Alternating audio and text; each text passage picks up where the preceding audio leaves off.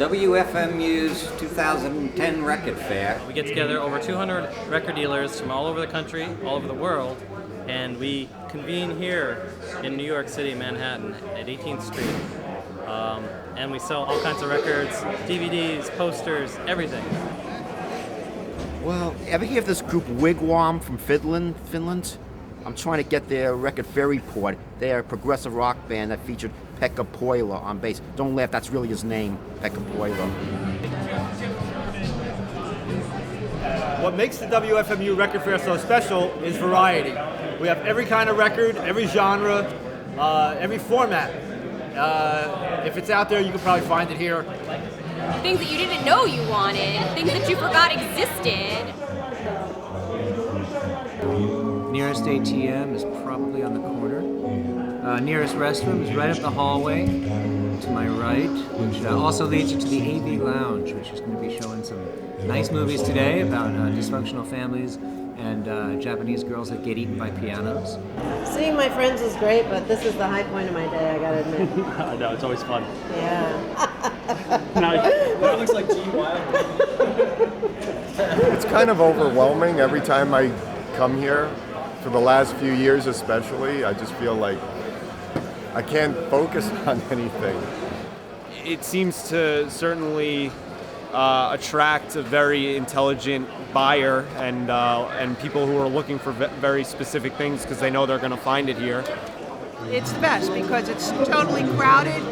WFMU promotes it like crazy, and people love it. And people come from all over the world here. Other record fairs, I'm sorry to say, are just smaller.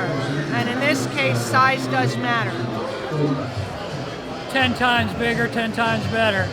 More people, more enthusiasm, like-minded people, for the love of vinyl. People save up for the show all year to come to this one to buy. It's just incredible. I've heard from many people it's better than Christmas, and I totally agree. Yeah. The smell, the feel, the views, all the amazing records to see that blow your mind. The reason why I love it so much is because of the social scene, I guess. You can always find somebody to talk to about that record that you've been looking for, or about your particular music buying tastes and habits. Isn't that right? Like that the first step is admitting you have a record problem.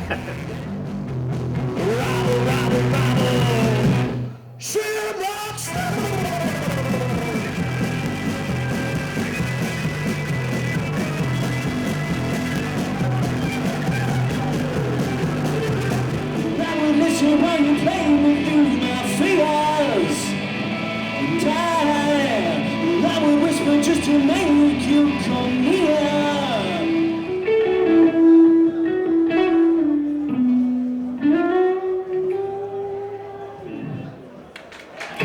Thanks.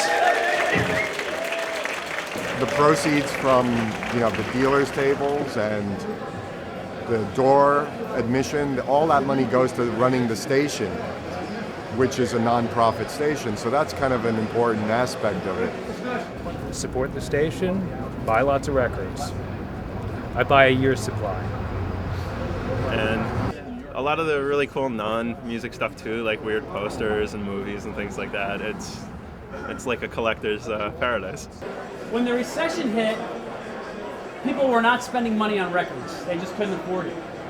So one of the things that was being done were these flexible records by this company called Durium, and they were doing these hit of the week records, which were available at the newsstands for 15 cents each.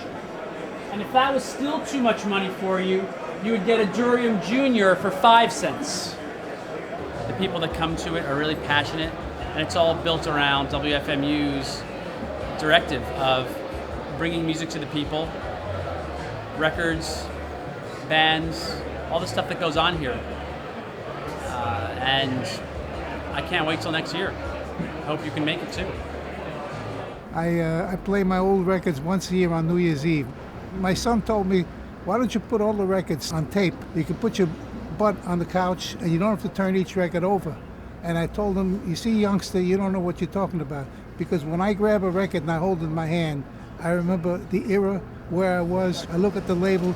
You can't do that when you're listening to a tape recording. So he says, Dad, you taught me something.